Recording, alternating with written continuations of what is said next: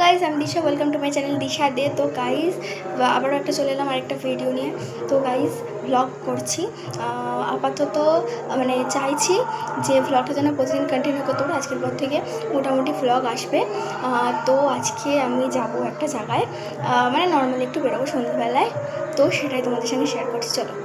তো গাইজ সবাই ঝটপট কমেন্ট করো সবাই কেমন আছো জানাও। দেন দেখো আমরা বেরিয়ে গেছি। দেন আমরা যাব আজকে টাউন হল। মানে সেরকম কিছু কেনার বা সেরকম কিছু এরকম কোনো ব্যাপার ছিল না, জাস্ট নর্মালি আমরা একটু বেরিয়েছি। অ্যান্ড আমি বৌদির সাথে আর কি বেরিয়েছি। নর্মাল একটা মানে কয়েকটা ব্লাউজ নেওয়া ছিল, আর আমার না, সেটা আমার বৌদির নেওয়া ছিল, সেই জন্যেই বেরোনো হয়েছে মেনলি। যেন আমাদের নেওয়া হয়ে গেছে, আর তারপরে নেওয়া তো হয়ে গেছে, এছাড়া আর কিছুই কোনো কাজ ছিল না। তো ভাবলাম আমরা একটুখানি ঘুরি। আর দেখো চৈত্র মাসে চলে আছে, মানে চলে এসছে কি, চলে যাচ্ছে চৈত্র মাস প্রায় শেষের দিকে।